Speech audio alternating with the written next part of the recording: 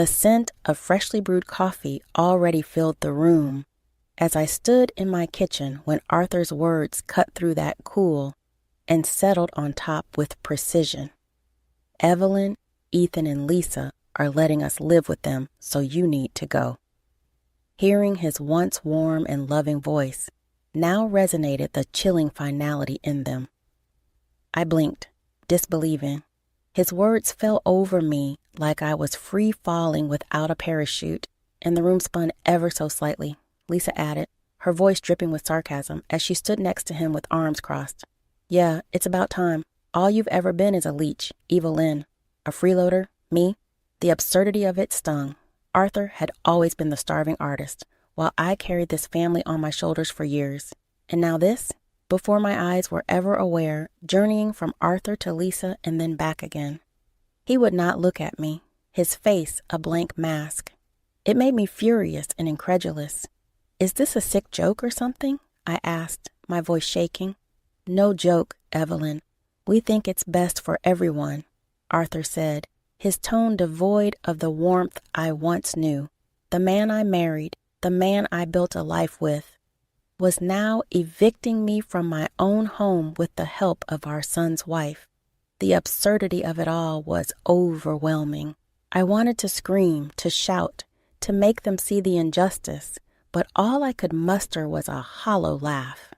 You'll regret this, I said, the words coming out colder than I intended.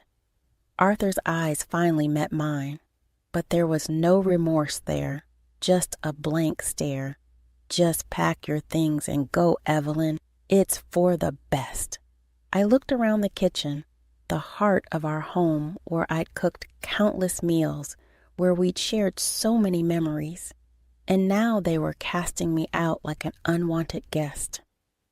I'll leave, I said, my voice steady, despite the turmoil inside. But remember this, Arthur, you'll regret this day. I turned, leaving them standing in the kitchen, and walked to our bedroom, my bedroom, the room where I had spent over 2 decades of my life, now just a hollow reminder of a love that had withered away. I packed a suitcase with clothes and essentials, grabbed my work laptop, bank book, and some valuables, and headed for the door. As I passed the living room, I saw them sitting together, already erasing my existence from their lives. You think you've won, I said, pausing at the door, but this isn't the end. It's just the beginning. Without waiting for a response, I walked out, closing the door behind me with a finality that echoed in my heart. As I drove to a nearby hotel, my mind raced with plans and possibilities. They thought they could discard me, but they were wrong. I was Evelyn Carter, and I would not go down without a fight. This betrayal would not go unpunished. I checked into the hotel and lay on the bed, staring at the ceiling. The events of the day replayed in my mind, fueling a fire within me. They had unleashed something fierce and unyielding. I would rebuild my life, but not before making sure Arthur and Lisa understood the gravity of their mistake. They had underestimated me, and that was their biggest mistake. As I drifted into a restless sleep, one thought remained clear in my mind. This was not the end, but a new beginning, a beginning where I would take back control of my life and make them rue the day they crossed Evelyn Carter. The night at the hotel was restless, each tick of the clock a reminder of my shattered life. In the dim light of dawn, memories flooded in, bittersweet and sharp. I met Arthur when life was simpler, filled with dreams and possibilities. He was a graphic designer with a creative spark that ignited something in me. Our courtship was a whirlwind, a blend of passion and promise. We married young, and soon Ethan came along, completing our little family.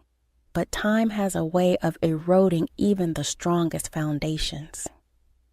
Arthur's once passionate drive for his work dwindled into complacency. I continued working at a food manufacturing company, my career progressing steadily. It was my salary that kept us afloat, especially when Arthur decided to leave his stable job to pursue freelance work. "Are you sure about this, Arthur?" I had asked, concern lacing my words. He was confident, almost dismissive. "I'll get work from my contacts. Plus, you're doing great with your job." My job, which he casually referred to as a side gig, was the lifeline of our finances. His ignorance of my professional worth was a growing wedge between us. It was during this time that Helen, Arthur's mother, became a central part of our lives. Her health was failing, and I found myself taking on the role of her caregiver. It seemed natural. She was family, after all. But Arthur's lack of involvement was a bitter pill to swallow. "Why don't you help more with your mother?" I once asked, frustration evident in my voice. Arthur just shrugged, his attention more on his designs than on my words. It was always about his work, his needs, never about Helen or me. As I lay in the hotel bed, the hurt from years of being undervalued and overlooked simmered within me. They had taken my kindness for weakness, my silence for submission. But no more. I would show them the strength of a woman scorned, a woman who had given her all only to be discarded. My plan began to take shape in the early morning light. It was time for Arthur and Lisa to face the consequences of their actions. They thought they had removed a problem from their lives, but in reality, they had ignited a fire. I would start with Arthur's finances. It was time he learned the true value of the money I brought into our household. I knew his freelance work wasn't as lucrative as he pretended. His pride would crumble under the weight of financial realities. And Lisa, with her smug sense of entitlement, would learn that her actions had repercussions. I remembered her disdain, her condescending words. She had no idea about the struggles and sacrifices I had made for this family. I rose from the bed, a new determination coursing through me. I would not be a victim of their cruelty. I would be the architect of their comeuppance. As the sun rose, casting a warm glow through the window, I felt a sense of empowerment. Evelyn Carter was no longer just a name. It was a symbol of resilience and retribution. They had underestimated me, but they would soon learn the cost of their betrayal. This was not just about revenge, it was about justice, and I would have it no matter what it took. The first rays of sunlight brought clarity and resolve. I checked out of the hotel with a single goal in mind: to begin my carefully crafted plan of retribution against Arthur and Lisa. Returning home to gather the rest of my belongings was a calculated move. I needed to see Arthur, to gauge his reactions, to feed the fire of my resolve. The house felt different as I stepped in, colder, unwelcoming. Arthur was in the living room, his back to me, lost in his thoughts. "I've come for the rest of my things," I announced, my voice steady. He turned, a flicker of surprise crossing his face before it settled into an indifferent mask. "Fine, take whatever you need." As I moved through the house, memories taunted me, but I pushed them aside. This was no time for sentimentality. It was a time for action. In our bedroom, I quickly sorted through our shared life, compartmentalizing emotions, focusing on the task. Clothes, personal items, some documents. I was methodical, leaving no trace of myself behind. Arthur hovered at the doorway, watching. "Evelyn, are you sure about this?" His question was a mix of confusion and a faint hint of concern. It was almost laughable. "You made your choice, Arthur. Now live with it," I replied, without looking at him. I could feel his gaze on me, but I didn't falter. This was the man who had underestimated me, who had pushed me out of my own life. No more. The final item I packed was a photo of us in happier times. I stared at it, a bitter smile on my lips. Then, without a second thought, I left it on the dresser, a reminder of what he had lost. As I carried my belongings to the car, Arthur's voice stopped me. "Evelyn, about the finances." I turned, meeting his eyes. "What about them?" "We might need to discuss how we'll handle things moving forward."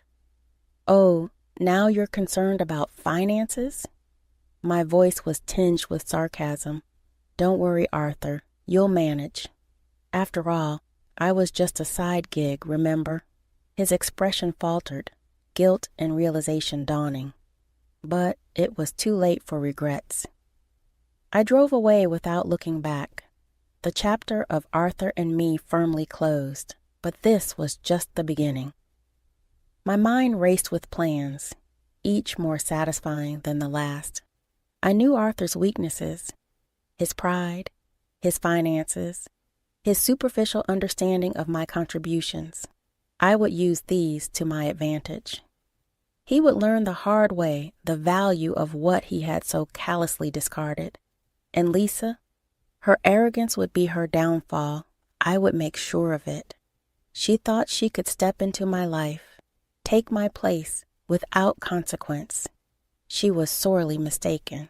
I found a small apartment, a temporary refuge as I plotted my next moves. It was modest but sufficient for my needs. As I unpacked, the reality of my situation sank in. I was alone, but I was also free to rebuild, free to exact revenge, free to be the woman I was meant to be. That night, as I lay in bed in my new apartment, I felt a surge of empowerment. They had pushed me to the edge, but I had emerged stronger, more determined. Evelyn Carter would no longer be a victim. She would be a force to be reckoned with. Settled in my new apartment, I strategized my next moves. The first step was to confront the financial facade Arthur had constructed. It was time he faced the reality of our situation, the reality he so conveniently ignored. I started by securing my financial assets. I transferred my savings to a new account, ensuring Arthur had no access. This was my hard-earned money, and I would not let him squander it any longer. Next, I prepared for the inevitable legal battle. I contacted a lawyer, someone known for their tenacity and success in divorce cases. As I explained my situation, the lawyer nodded, understanding the gravity of my case. "We'll make sure you get what you deserve, Mrs. Carter," she assured me, her voice firm and confident. I felt a sense of relief, knowing I had a professional in my corner. This wasn't just about money, it was about justice. A few days later, I received a call from Arthur, his voice strained, a hint of desperation creeping in. "Evelyn, we need to talk about the divorce and the finances." I agreed to meet, curious to see how he would handle this confrontation. We met at a quiet cafe, a neutral ground for what was to be a decisive discussion. Arthur looked worn, the stress of the situation clearly taking its toll. "Evelyn, I think we rushed into this. Maybe we can work things out." His plea was pathetic, a stark contrast to the confident man I once knew. "Work things out? You threw me out, Arthur. You made your choice." He flinched at my words, but I felt no sympathy. This was the bet he had made. "We can't afford a divorce, Evelyn. Not with my financial situation." "Oh, now you admit it," I retorted, my voice laced with scorn. "You're finally facing reality." Arthur's eyes darted around the cafe, his pride wounded. "I thought we could come to an agreement without lawyers." I leaned in, my gaze steady. "You want an agreement? Fine. I want $10,000. That's my price for an amicable divorce." Arthur's face paled. "10,000? I don't have that kind of money." "That's not my problem, Arthur. You wanted me out. You pay the price." He struggled for words, his facade crumbling. "I'll see what I can do." I stood up, my chair scraping against the floor. "You have 1 week, Arthur, 1 week to give me what I'm owed." As I left the cafe, I could feel Arthur's eyes on me, but I didn't look back. This was more than just a financial transaction. It was a statement. I was no longer the woman he could manipulate and discard. Back in my apartment, I allowed myself a small smile. The tables were turning. Arthur was finally understanding the cost of his betrayal. And this was just the beginning. There was more to come. And I would make sure he paid every penny of the emotional debt he owed me. The week after confronting Arthur was a whirlwind of activity. I found solace in action, each step a move towards reclaiming my life. But the true test came when Arthur called to arrange the exchange of the $10,000. We met at the same cafe, a public space where emotions couldn't easily run amok. Arthur was there first, looking more defeated than ever. He handed me an envelope, his hand trembling slightly. "This is everything I could gather," he said, his voice barely above a whisper. I didn't count the money there. I didn't need to. The look in his eyes told me it was all there. "Consider this the end of our chapter, Arthur." As I turned to leave, I could feel his gaze heavy on my back, but I walked away without hesitation. This was more than a financial transaction. It was a reclaiming of my dignity. Back in my apartment, I counted the money. Each bill was a testament to my resilience, a down payment on my new life.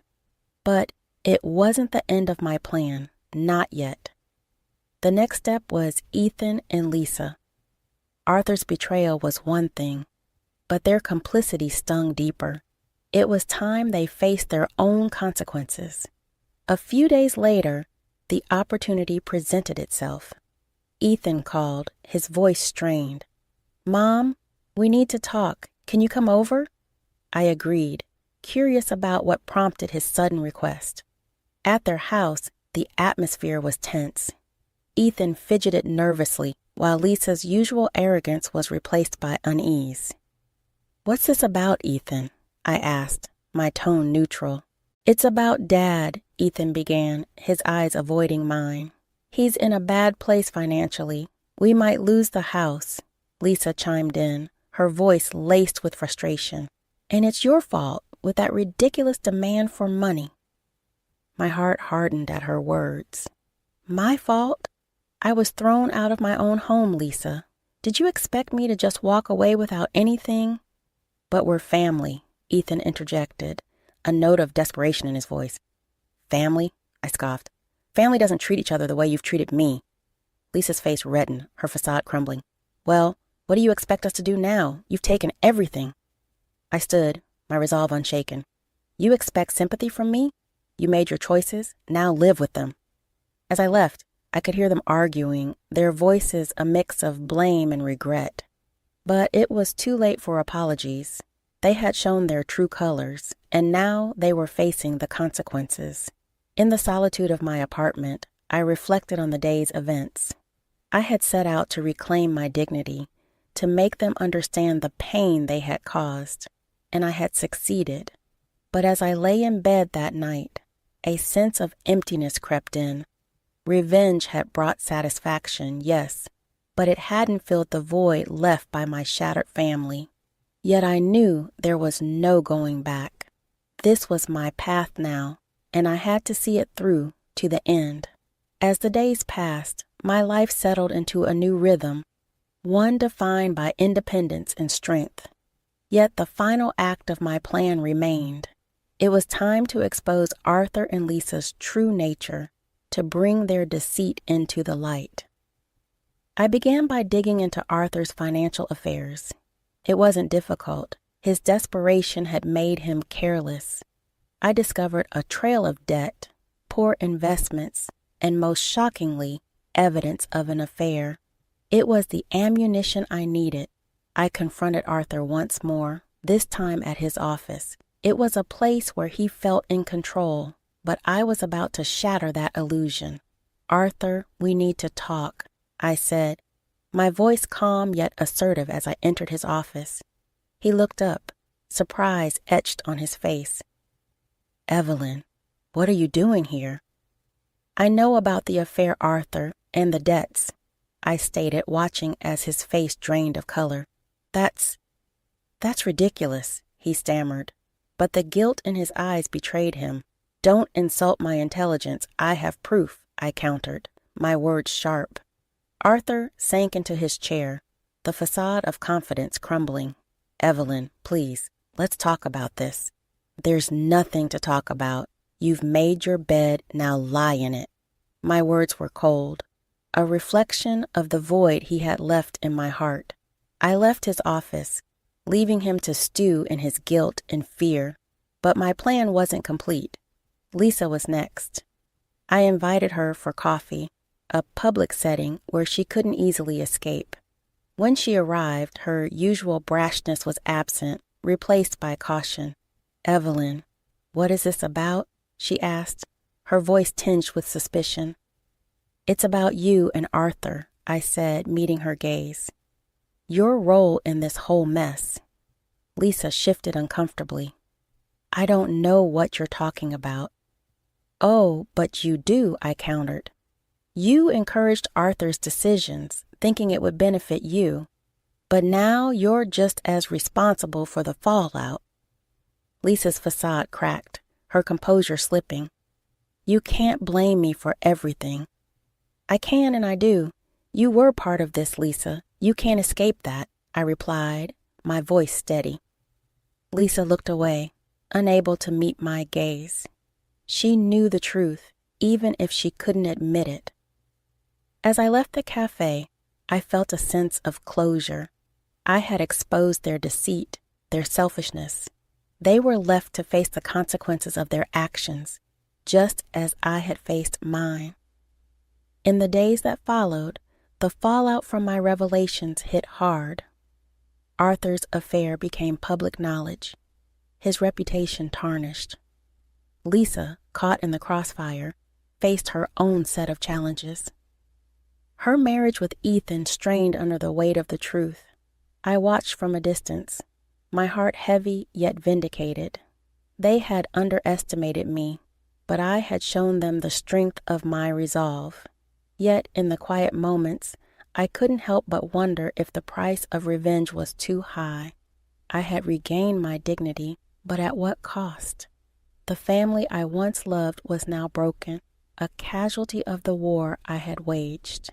In the weeks following my confrontation with Arthur and Lisa, the repercussions of their actions and mine began to unfold in full view. The house that once echoed with our laughter now stood as a silent monument to broken dreams and betrayal. Arthur's career suffered greatly from the scandal. His clients left, unwilling to associate with a man whose personal life was in shambles. His financial troubles, once hidden behind a veil of pride, were now laid bare for all to see.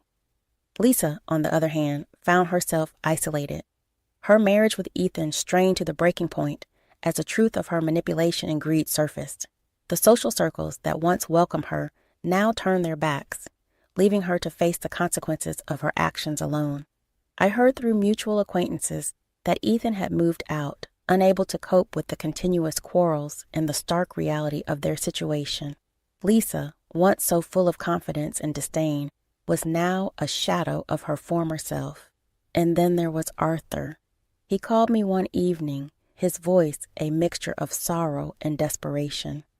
"Evelyn, I'm sorry for everything." His apology, though late, was a testament to the depth of his downfall. "Your sorry can't undo what's been done, Arthur." I know I've made mistakes, but I'm paying for them now," he said, his voice breaking.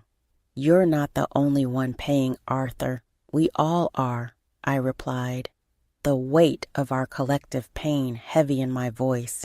We ended the call with no promises of reconciliation, only the somber acknowledgement of our shared history and its painful end. In the aftermath, I found solace in my newfound independence. The pain of the past was still there, a dull ache that ebbed and flowed with the days. But there was also a sense of freedom, a liberation from the chains of a loveless marriage, and the suffocating deceit that had come with it. As I rebuilt my life piece by piece, I realized that revenge, though sweet, was also bittersweet. It had given me closure, yes, but at a cost. The family I had once cherished was now just a memory, a lesson learned in the hardest way possible. But life has a way of moving forward, and so did I. I found joy in small things, in the quiet moments of solitude, in the new beginnings that each day brought. The scars of the past remained, but they no longer defined me. I was Evelyn Carter, a woman who had faced her demons and emerged stronger. The journey had been long and fraught with pain, but I had survived. And in that survival, I had found a new sense of self, a new purpose. As I look back now, I realize that the greatest revenge was not in the downfall of Arthur and Lisa, but in the rise of my own spirit.